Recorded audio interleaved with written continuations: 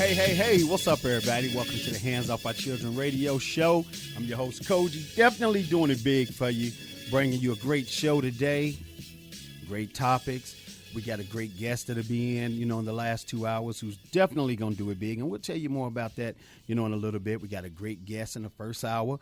He's no stranger to the show. Y'all know him when he come in, a.k.a. Bernie Mac. I'm just going to call him Mac because, that's what we call him on the show, Bernie Mac, because he keeps it real, and he ain't scared of y'all. You know the rest. You know what I'm saying? But I want to say what's up to everybody around the world, like I always do. I want to say what's up to everybody locally. I want to say what's up to, all my definitely Cogee loved ones, man, that definitely support me, hold it down for us. And we got some great things in the works. I'm really excited about today. I got my man E with me today. What's up, E? What's going on, Cogee? Thanks for having me, man. Oh, man, pleasure. My man Shay, he's with us, everybody, but he's handling some business right now, some good business, bringing this thing to y'all, live and direct. You know what I'm saying? So y'all can see us in the flesh and definitely doing it big.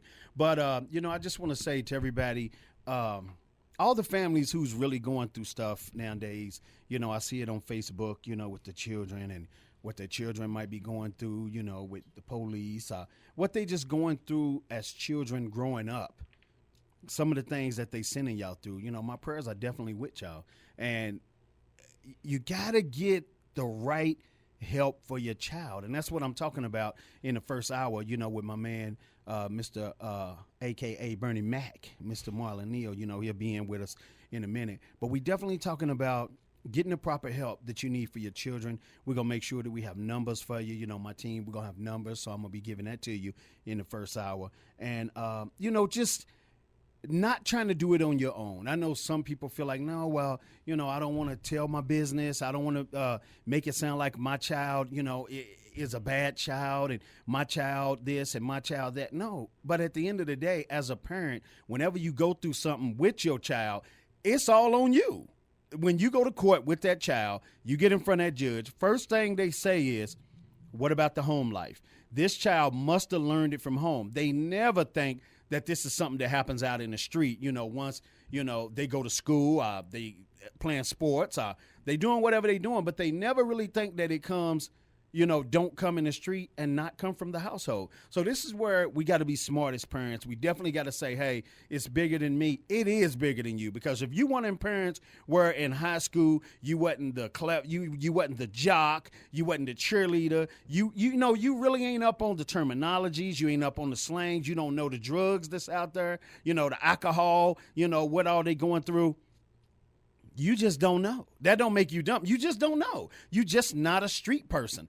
That's why you have somebody like me and my team. We here to keep you up on it. We here to advise you about what's going on. And like I said, with my man, A.K. Bernie Mac, he works at a school, a behavior school. And we definitely going to talk a little bit about that. I don't know how much he can talk about that, but he's got so much conversation and so much knowledge in this field that, he really don't have to talk that in depth about his job. But we can talk about what can prevent these children from getting to that school. We want to keep our children in public schools. We want to keep our children learning the right way. We want them to be a solution in school and not a problem. Because right now, when you go to those schools, you went to those schools because you was a problem. You was a problem for a teacher. You might have been a problem for a counselor. And you might have been a problem for a principal, where the principal felt like, I have no choice but to get you out of here, because as many times as I gave you a pass, that's going to hurt my credibility as a principal and make the other children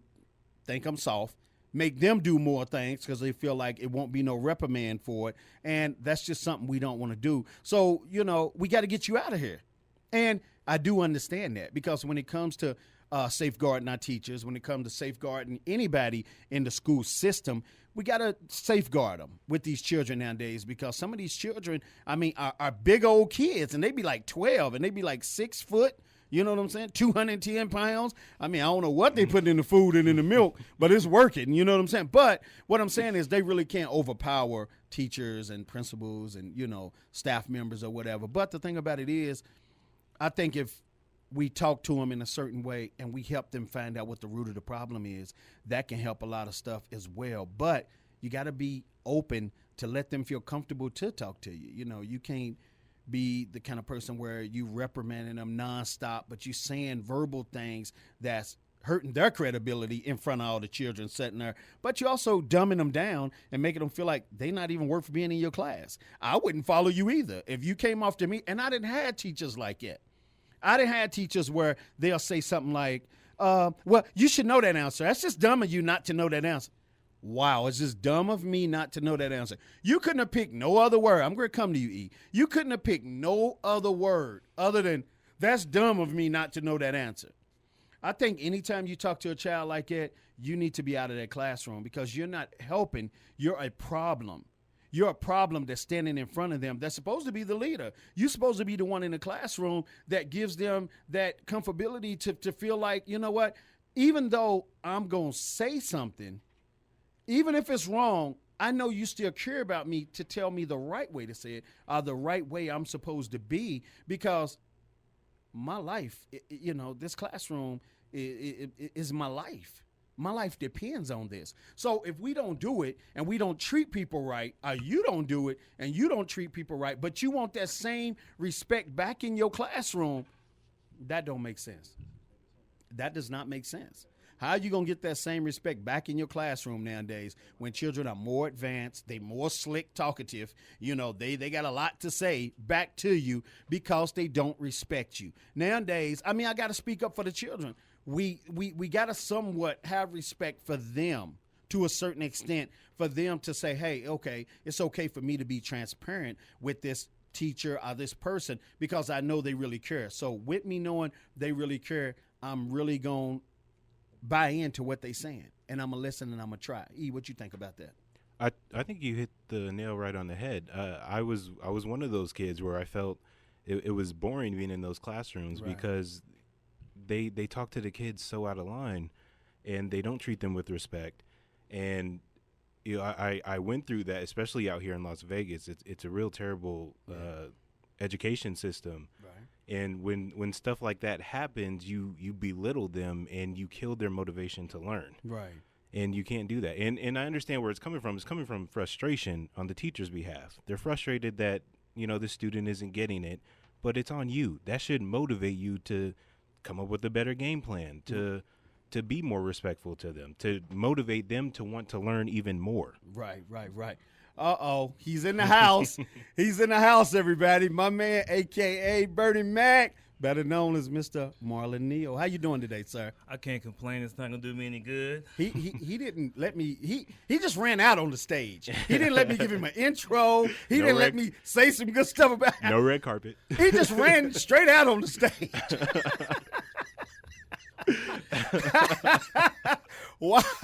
Wow. Okay. Hey, Marlon, how you doing? You know what? I can't complain. I'm glad to be here. You're looking good, man. Well, looking like new money. That's God, brother. Oh, I hear you. Now, what we just was talking about, we're gonna take a break, so we can do this right. Hey, everybody, it's my man Marlon, right? You know what I'm saying? Okay, here's what we're gonna do. We were just talking a minute ago. We were talking about students in school. When you have the teacher in front of you, but the teacher's belittling you, the teacher is making you feel less than whatever you already feel from the problems that you already dealing with, that's not a good work environment, and that's not a good classroom for a child to excel in. Am I right or wrong with that? You're a teacher as well. I think that you're right. I don't even think you're right. I know you're right. It's called a buy-in. And if you don't get the buy-in from the students to be able to grasp what you need from them, then they'll turn it off. And that doesn't look good for your numbers because everything is an assessment. Right. And especially with the Clark County School District now, they want to make sure that everything is up to par and up to standard. Right. So when you have students who are disconnected from the teacher, at that point you need to tell your child, hey, this is what's going on. I want to know what's happening in the class. Right. And at that time, you write everything down and you go in and call for a meeting. And then I'm not going to say that the teacher's not going to have everything in their ducks in a row because I would have my ducks in a row. But you also need to make sure that they have a lesson plan that you can follow and make sure the lesson plan is meeting what's called the curriculum standards for the NRS, the Nevada Revised Statutes for the students in Clark County. Right. Oh. Now, look, this is what I'm saying. This man's going to break it all down. And we definitely going to make sure that we get all the knowledge that we can out of him while we have him here. So what we going to do, we're going to take a quick break so he can have a seat. You know what I'm saying? He like ran on the stage. He didn't give a he came straight through the back door, straight through the dressing room, ran right on the stage. You know what I'm saying? Hey, I love that people feel that way about my show. They can't wait to get here. No intro, no nothing. Dive right in. Just dive right in. So we got AKA Bernie Mac, Mr. Marlon Neal. He's here with us, and like I said, we got much love for him. He's no stranger to the show. He works with the school system, and he's really going to tell us what we need to know, what we can do as parents, what we can do as other staff members to help the teachers out and back them on what they're trying to do, because they don't understand it's not an easy job dealing with children from every zip code. You know what I'm saying? And you have and making them blend together to try to make it work. Now, as me being a person that has the mic and has the power to bring people on here and to get this message out to the parents, I feel like it's my duty and my service to do this. So I want y'all to stay locked in, stay tuned in. We're going to have a great show. I know it's going to be a great show with my man. He ain't going to hold back no punches. Get your pens and your paper. Be ready to have your mouth drop down. Why? Because he's going to give it to you raw and real about the parents. And last time he was on here, he said, his own words, it's some punk parents out here. He said a little bit more. He gonna say it when we come back. But you know, we gonna get behind these punk parents, like he said, and we gonna build them up and help them be a strong force in the family. Whether you're a single mom, single dad, we got your back, and we saying all this out of love. And when we say punk parents, all we saying is, for some reason you feel you don't want to step on this child's toes to try to explain something to him, but it's your job and it's your duty. So we'll be right back. The Hands Off Our Children radio show. We live, baby, with my man Bernie Mac. Definitely gonna do it big. My man E. We'll be right back. Y'all stay tuned in.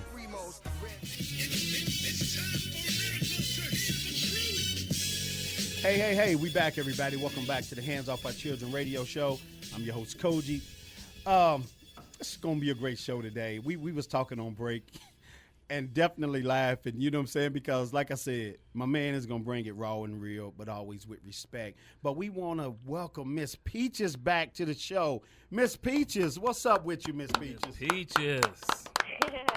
Hey, everybody. How y'all doing today? Oh, we doing all right. We doing all right. So, Miss Peaches, what I want you to do today is stay in with us. You know, my man, a.k.a. Bernie Mac, he made it to the show today. So what we was going to do, we'll do it next week. Thank you for having my back. But I know you want to get in on this conversation. Now, what we talking about right now is what we can do as parents to help our children better themselves, but what we can do to help anybody who's working with our children to support them on trying to help our children get across the goal line as well, like in school, on jobs, basketball teams, football teams, anything that they doing where they going out of bounds with the respect, they not listening, they blowing their chances on being great.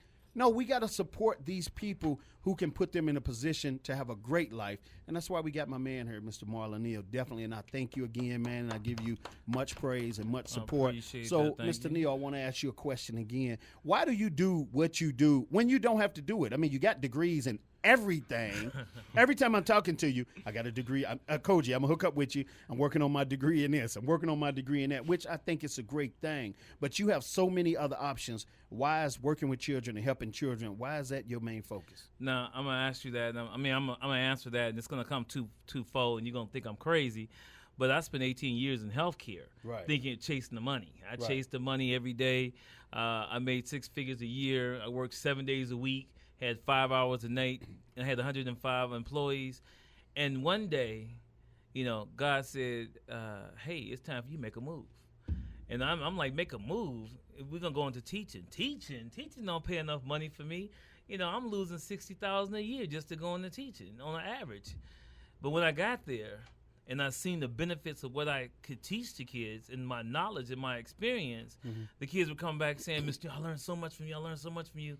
You know, I wish you was my teacher. I wish you was my teacher. And I was thinking, nah, this is just a fluke. This is just a fluke. So then I went back to school, like you said, and got another master's in education and curriculum instruction. Right. And once I completed that master's, I started saying, well, maybe this is my niche. Right. Because sometimes it takes us a while to find what our niche is. Right. Especially when you grow up and you don't have a father figure or don't have a male role model, you don't know what your niche is. You just fall into a career or fall into a job, and that you think that that's it. But sometimes down the road, the more education you get, the more you learn, the more you figure out, hey, this is my niche, working with the kids, helping them.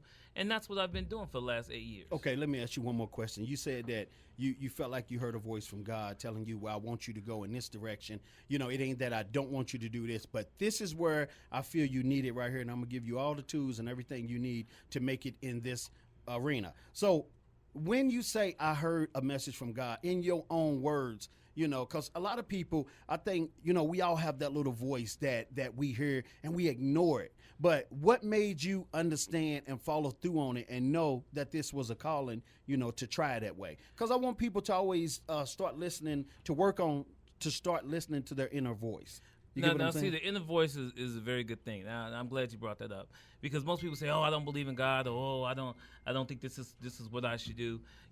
Whether it's God, whether it's an extra spirit, whether it's whatever higher power, whoever you believe in, that's working through you. I know who my inner voice was, and when I didn't listen to that inner voice, he took my job from me. So, when you don't listen to the path you're supposed to go into, sometimes he creates a different path for you and makes you go down that path. He created a path for you that was easier to walk down, but you said no 3 and 4 and 5 times over. Right. So now I want you to step into what your calling is. So I'm going to take this from you and put you over here. Right. But you got to understand, when he takes you from one aspect of life and closes that door, when the other door open, don't look at it as something being misguided. Look at it as something being new and embrace it. That's what I'm trying to say, embrace it. Right. And we don't always embrace it. Right. What we do is we feel that one door is closed, and now we're in this pitiful state. We want to throw a party about it and invite everybody to the party. Right. I didn't invite everybody to the party. I went back to school. I'm sorry. I'm a school person. Right. I got more degrees than he can really talk about. But literally, he is not playing. We be supposed to. Me and him, look. We always say we're gonna hook up, which we do. But at times he's like, dude, check this out. I'm buried right now. My head's in the book, and I root you on. I do, man. And I'm only here because my computer broke down. See what I'm saying? And I couldn't do no homework. But I told him he was supposed to be in here. I texted you at what, 5:30 this morning. Yes, sir. My brother, I need you to come in. I need you to definitely talk to, my listeners. I want you to talk to the parents. I want you to talk to everybody around the world. Let them know, as parents, it's not always us. No. We do the best that we can do, but when our children get outside in society, into this new world, this new age of what's going on, peer pressure. It's peer pressure. It's nothing personal about you not a good parent. You know what I'm saying? Miss Peaches, speak on that real quick, and then I'm going to come back to Bernie Mac.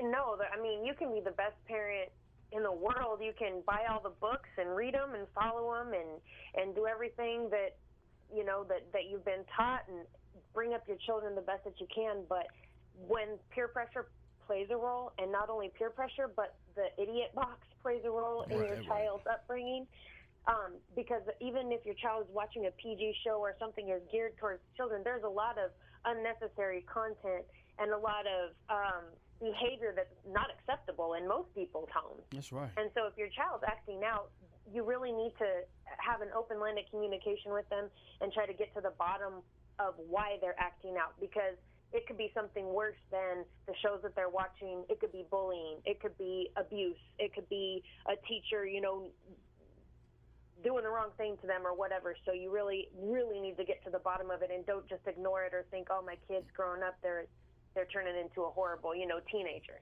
Right. That's not always the case. Right. Let me ask you one more thing real quick, Miss Peaches. And, I definitely want Bernie Mac to piggyback off this to help you answer the question I'm going to ask you, you know what I'm saying, as well as, E. But what I want to ask you was, even with your child, what are some of the things that you notice that your child is doing right now that is not of the home, but it really does come from your child doing the extracurricular activities that you have your child doing, and it don't come from the home, but you deal with these attitudes, or you deal with this, or you deal with that, and what do you see when you take your child to do these things that other kids are doing, and the parents are sitting back just watching, and it's no thing. But you know it's infecting the minds of other children.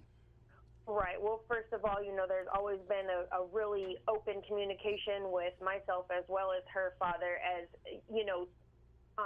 to keep us, shall we say, up on it as far as what other kids are doing or what do they see. And so I have to say that, my child is very good at telling me what they see is going wrong. Right. The big thing that I see with extracurricular activities that my child does is parents are not there. They drop them at the front door, leave, and they come back. So 2 or 3 or more hours of time that their child is spending is completely unsupervised. And not every activity that you do has, people in the people that are teaching it or that are in place. They're not watching your children, and they can't watch every child when they have 30 and 40 students. That's right. So a lot goes on, a lot is said. Content that is inappropriate is brought up because every household is different. And especially when you have a span of maybe 5 years age range difference, Kouji, that makes a huge difference. If your child is 8 and they're in a class with 12 and 13-year-olds, because that's the dynamic of the class, they hear things that you know that it isn't appropriate for their age range. So I think parents need to be more hands-on. That's right. I hear you, my brother. Now, I'm going to say what you just asked her was heavy. That wasn't an easy conversation. You asked her 5 questions at once. Right. But I'm going to sum that up, though. We know Peaches can handle it. But she can handle it. I had a good, pat yourself, get yourself a pound of bag with Peaches, because that was good. You came through that victoriously. If we look, let's just say we look back maybe in the 60s, 70s. Well, I'm a 60s baby. 70s and early 80s. Yeah. We had families sitting at the table, eating, talking about the day, and without TV being on. Right. That wasn't a major thing because TV wasn't as portable. You couldn't just pick up the TV, that big console box, and bring it to the kitchen. When you were in the kitchen, there was no phone calls happening. There was no TV distractions. There was just conversation, and we need to get back to that family, get back to that conversation. Right. The problem with, let's use Las Vegas as a mainstream what here better since place? We're here. What better place? This city transient city, and I say transient because it's about 6,000 people moving in and out every month. Transient situation is, and it's a lot of people who are just rejects from other states who move here. Yeah. And I hate to call you guys rejects, but well, hold on, break down reject. Break down reject. We'll have you to do that. Oh, you want me to digress on that one? Yeah, digress. But what I want you to say is, you don't mean no harm, but see, y'all got to understand, it's just the way my brother breaks it down. See, I mean, he's always on his A game, but when he talks, he talks real. You know what I'm saying? But some people might take it offensive. Please don't take it offensive. When I say rejects, what I mean is you can do things here in Las Vegas that you can't do anywhere else in the world. Right. There's different jobs here, different opportunities here. There are a lot of people that have the opportunity to make money or make a financial means to an end, and you can never do it anywhere else. Right. So that's what I mean by rejects. Okay. Because if you were to take that same position and move it to Minnesota, I don't believe that's going to happen. Okay. But by you being here in Las Vegas, certain things that you allow to happen. So when you work in 3 and 4 and 5 jobs and you allowing your child to be raised by the idiot box, like Mr. Peaches said, or by society, sometimes those morals and values go out the windows because there aren't any. Right. So when you say my child is this and my child is that, you are correct. Your child is all those wonderful things in your presence. But to you. But, like I do, I solicit the parent to come to the classroom. And I have an office that is adjacent to my classroom, and it has curtains. And I say, please come in, and I want you to see your child in their full effervescence. Full effervescence. I'm going to do the same thing I do every day, but I want to that you see your child as they truly are. Truth's the light of the world. I say, but sometimes, and I will say this, sometimes the teaching staff is a little, how do you say? I don't want to be, well, let's use the word apprehensive in bringing parents in sometimes. Because when you bring a parent in, the parent has a preconceived notion that their child has not done anything because they want to believe their child is not a liar. And I solicit that. But common sense tells us, and even biblically it tells us, a child is nothing but a few days full of sin. What your child does outside of your presence has to be noted, and you have to understand that. Right. Now, don't because you're working these very different positions and jobs that you're working, sometimes you may not be able to see your child do things outside of your knowledge. So I'm saying hold a very open-minded understanding that the teacher wasn't the one that may have cussed the child out. The teacher was provoked to cuss the child out, because sometimes you as a parent don't really understand when you cuss your child out or use those very provocative words to your child. They use the same verbiage when they come to school, and they don't think anything of it because of the simple fact that you don't think anything of it. Right. Yep. That's real talk.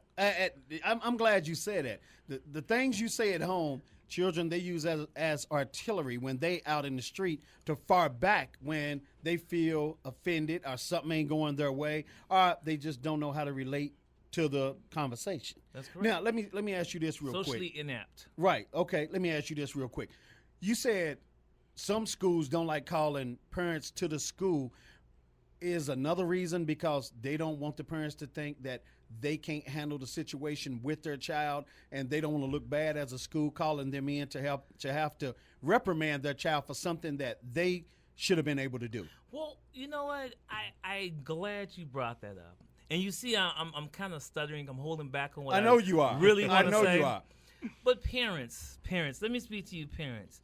When you come to the school with rollers in your hair and some house slippers and a house coat and a muumuu gown on, and you look like you haven't slept in 2 days, no professional wants to talk to a parent who looks as if they're a derelict.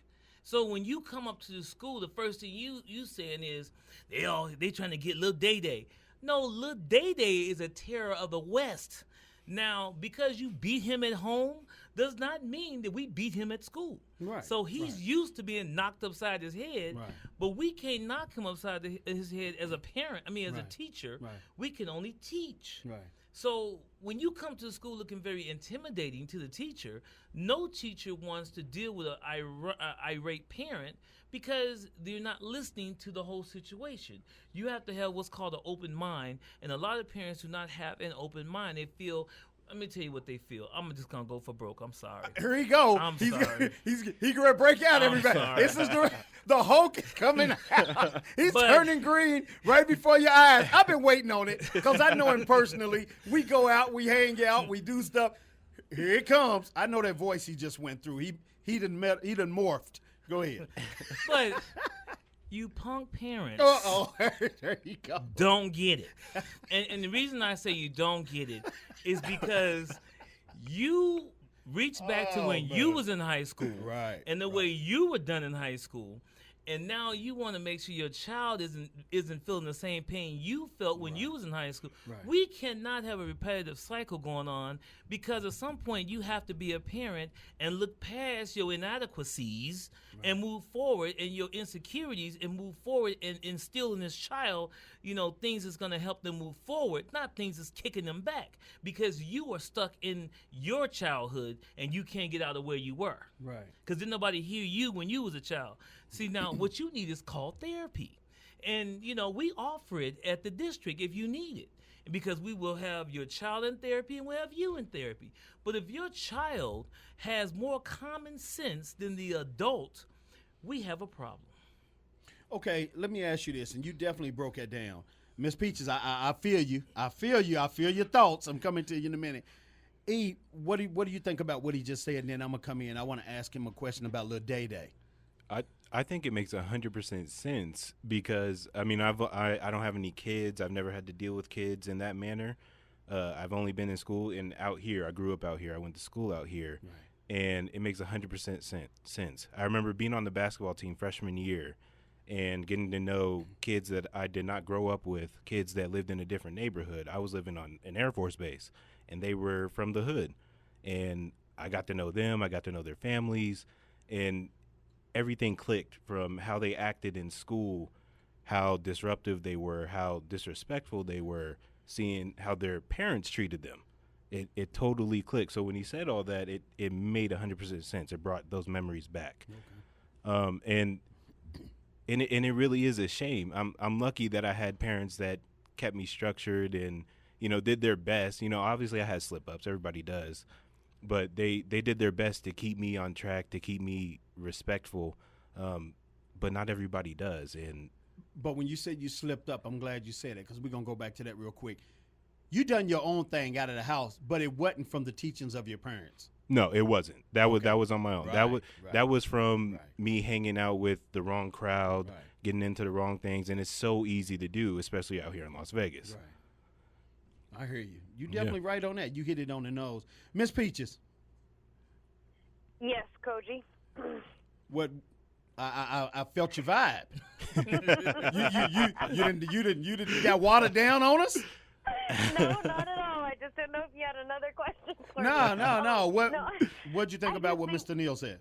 Yeah, he's absolutely right. I mean, the parents have to have a self-respect, and you can be one way in your house, wear your hair rollers and all of that. I mean, that's your house. You're supposed to be comfortable.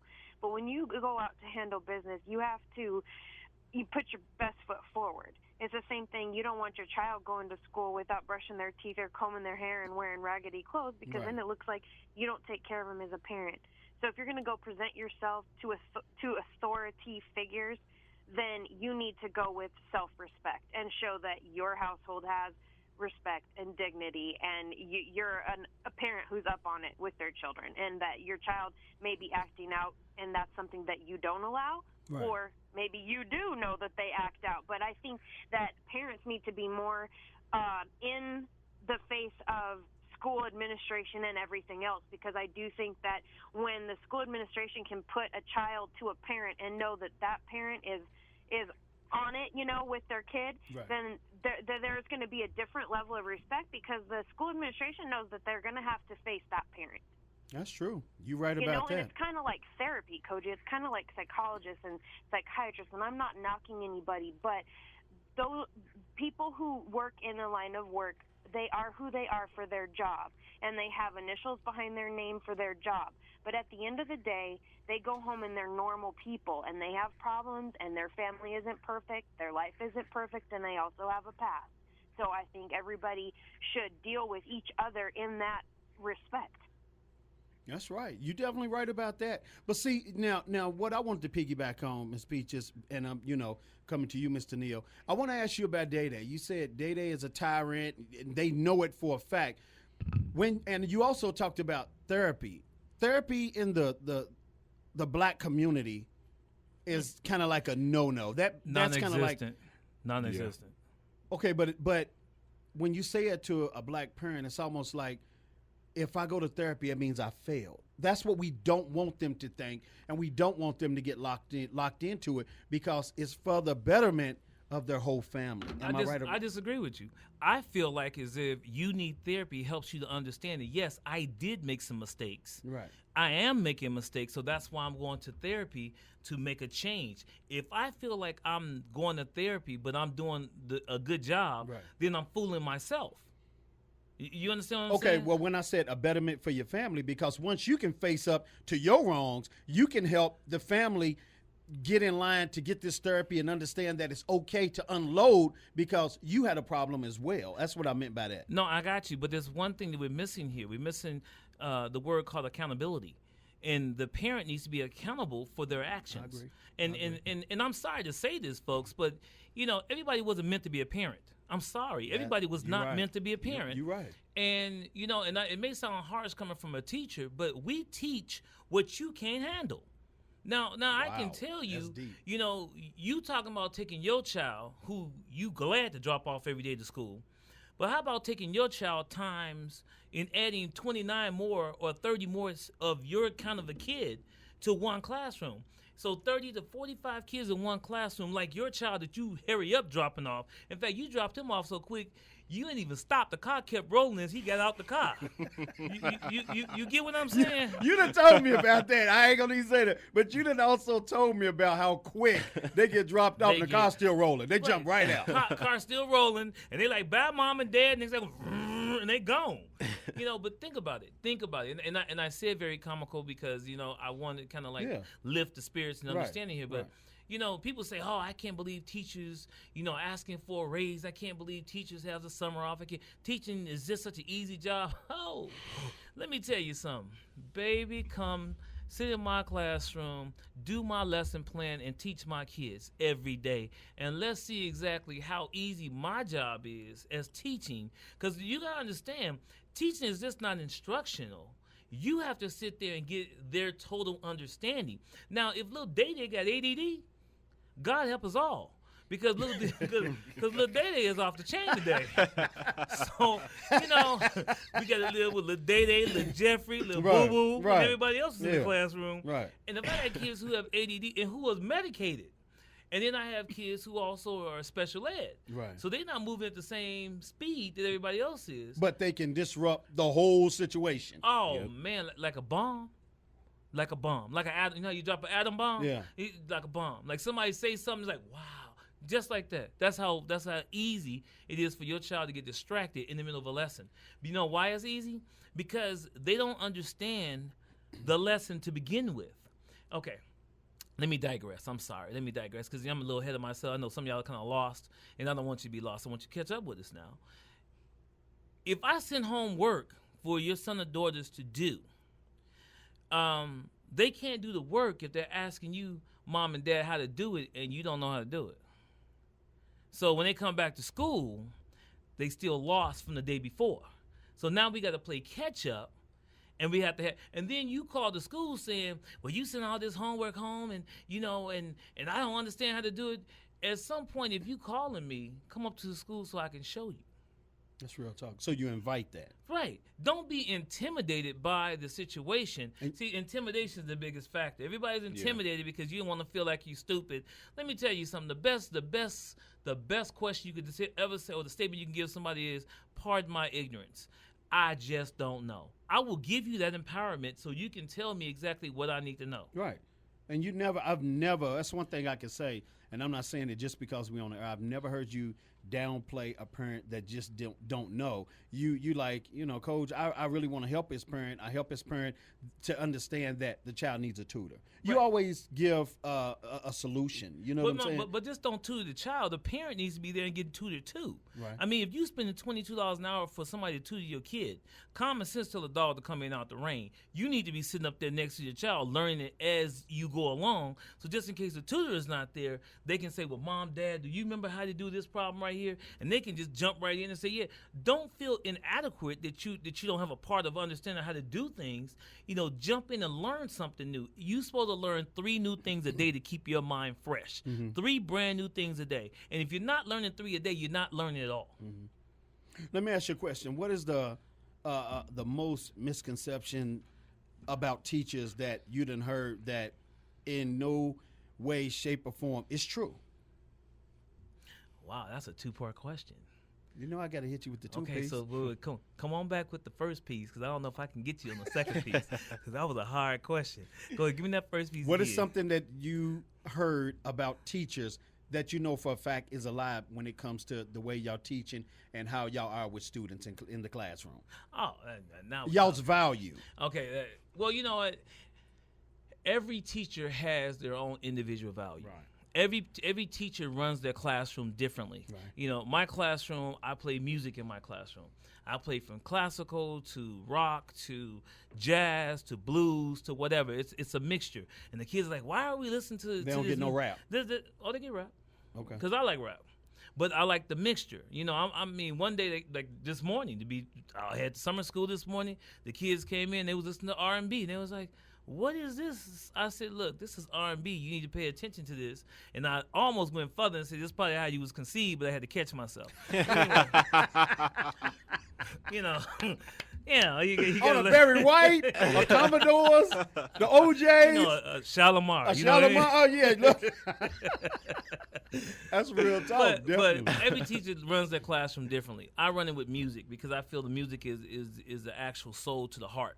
So if, some kids, that's all they've been raised on is music. They know that's music. True. So, even I talked to a teacher today, she says, I want you to go pull a rap song that reminds you of certain parts of science. And the kids are like, science? How do you put rap and science together? But if you listen to the lyrics of a lot of different individuals, they have a lot to do with the planets, the moon, the stars, and how things roll in the scientific field. But she had to pull the different artists so they can listen to it. When you in college, because I solicit for a lot of people to take extra classes. I'm not saying you need to go get a degree. I'm just saying it's great to have extra knowledge.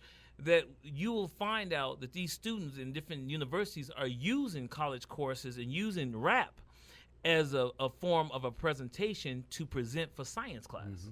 So in my classroom, I like to use music as an understanding and say, listen to some music and get your head straight. I know when I'm doing homework at home, I throw on a headset, bam, I can type, and I'm typing like I'm Mozart, like I'm on a keyboard, on the piano, because I can think. That helps me think. And when a lot of minority students, that is the key to how to get them to tune in.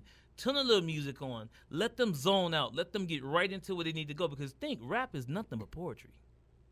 Yeah. So when you're dealing with a lot of the teachers, their teaching method may be a little bit different. I like innovative style. My innovative style helps me to get across to the students. My innovative style helps me understand. I dress for success. I dress for the kids to say, well, my God, you on a teacher salary? You make that? Yeah, I'm on a teacher salary. You can do what I do. Let me explain how to become a teacher. What do you like to do? That opens the door for a lot of things that the kids have questions for, but they don't know how to ask. That's another. Parents do not teach kids how to communicate where they can ask the questions. When we sit around the table, back in the 60s, 70s, and 80s, the parents would say, they would structure the questions. How was your day? How's everything going with you? And you had to answer those questions. Today, the parents are not asking the students how they feeling and where they are. But that's why I said children fire off with anger when they can't answer something because they don't know how to communicate. Right. And it ain't that they really want to know how to communicate, but don't know what to say or how to say it. Right. Because they really do want to come out of their community and go out into another community. But then you have some children to say, "I know what you're going to say." We don't get ready to say. I know what you're going to say. We don't get ready to say. Hold on. What I was ready to say, and you felt me on this, they scared to come out of their community and stay out of their community because some of them say, oh, well, I'm not going to talk white. I'm not going to talk this certain way. I'm not going to talk this certain way. Well, everybody don't understand slang and ebonics. Right. Yeah. You anywhere I go, you got to learn to talk a certain way to certain people. When I'm with my boys, I talk a certain way. When I'm doing business, I talk a certain way. When I'm dealing with my kids, I talk a certain way. Talking to my parents, I talk a certain way. You got to learn to shift, move, bob, and weave to be in this world. I mean, you're a teacher, and you teach it. Yeah, and I'm with you. Okay, so I'm going to tell you now. When I was married, thank God that's over. But when I was married, hallelujah. Anyway, I had, her. I was raising her 3 children, and I gave them an understanding. I said, listen, we're going to the Bahamas with or without you for the summer. So we're going to take a 7-day cruise to the Bahamas. Now, if you want to go with us to the Bahamas, I need A's and B's. And there's no ifs, ands, buts about it. I've never seen kids work so hard in my life to get to that cruise. And sometimes you have to take your kids out of their environment, like you were saying before, right, to have them see something totally different and see how other children live. So we went down, I took them to Bahamas, I took them to Cozumel, we went to Mexico, and they got to see the way other kids lived. And they were like, oh, no, Dad, I couldn't live like that. Oh, no, they don't even have Jordans on. So when you start looking at the way certain people live in their lifestyle, it humbles the child when they can see things out of their environment besides you telling them that they'll never become anything, or besides you telling them, oh, my God, I wish I could do this for you. Oh, my God, I wish this could happen for you. You have to seek new avenues because these kids are coming out the womb learning how to use an iPad.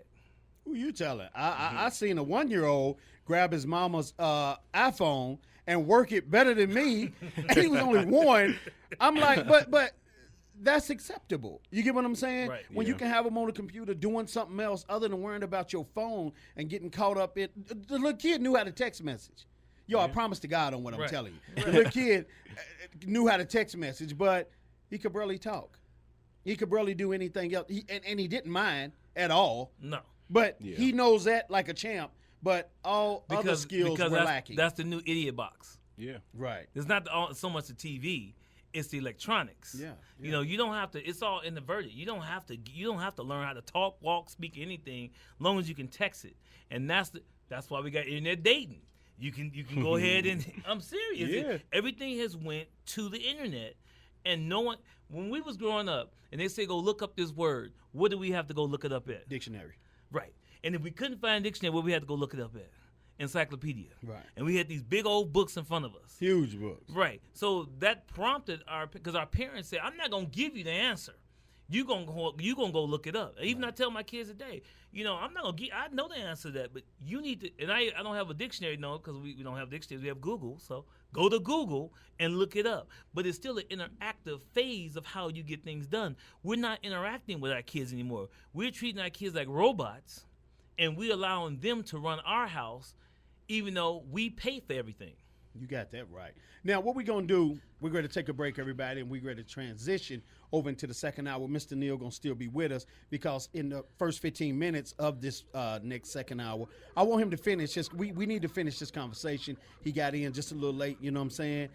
Ran right on the stage, no intro. I didn't get to say nothing about what all he's doing, the great things he's doing in the community, all that out the window. He jumped right in, everybody. Let me tell you something. So, like I said, what better person to have on the Hands Off Our Children show, that really want to jump in and bring change and make change for us and our children, families all around the world, and parents that just don't understand. You know what I'm saying? What did Will Smith say?